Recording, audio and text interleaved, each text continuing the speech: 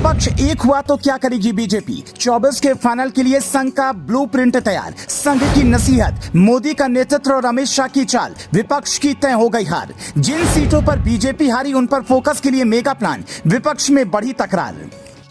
विपक्ष एकता की तैयारी में लगा है और पूरा जोर लगा रहा है, लेकिन उम्मीद कम ही है कि सब एक हो पाएं। फिर भी अगर ऐसा हुआ तो उससे निपटने के लिए क्या करना होगा, किस रणनीति पर काम करना होगा? इससे निपटने के लिए संघ ने बीजेपी के साथ मिलकर एक एक्शन प्लान तैयार किया है। ये प्लान क्या है, पहले वो समझिए, फिर बताएंगे कि विपक्षी गठबंधन की स्थिति में क्या हो सकता है। बीजेपी का प्लान यह है कि पिछले चुनाव में पार्टी जिन सीटों पर हार गई थी उसके लिए एक अलग तरीके से काम हो रहा है। इसके साथ ही पार्टी जो सीटें जीत गई थी उनके लिए दूसरे तरीके की रणनीति बनाई गई है। पार्टी इन जीती हुई सीटों पर लगातार सर्वे भी कराती रहती है, जिससे ये पता चलता रहता है कि सांसद को लेकर उनके इलाके में कैसी छवि है, क्या उन्हें फिर से टिकट मिल सकता है या फिर नहीं। बीजेपी के अंदरूनी सर्वे से ये जानकारी निकलकर सामने आई है कि कुछ सांसदों के खिलाफ एंटी इनकम्बेंसी चल रही है। सूत्रों से मिली जानकारी के मुताबिक 1 जुलाई से जीती हुई सीटों पर तय रणनीति के हिसाब से संगठन का काम शुरू हो जाएगा। जैसे अगर यूपी के संदर्भ में देखें तो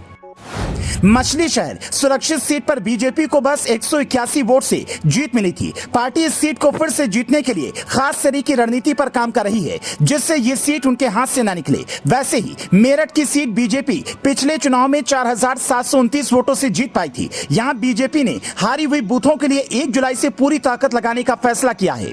मुजफ्फरनगर सीट से मोदी सरकार के मंत्री संजीव बालियान बस 6526 वोटों से जीते थे।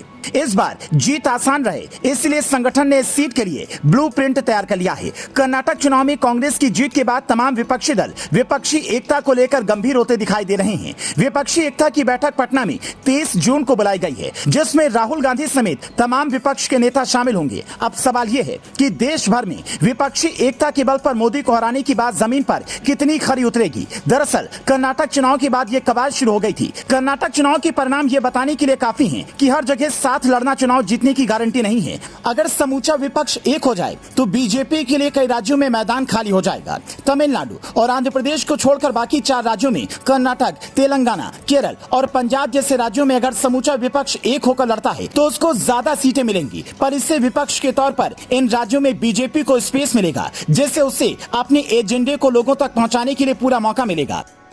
जहां भी बीजेपी बड़ी ताकत है, वहां अगर उसको हराने के लिए विपक्ष एकजुट होता है तो बीजेपी को विक्टिम कार्ड खेलने में आसानी होती है।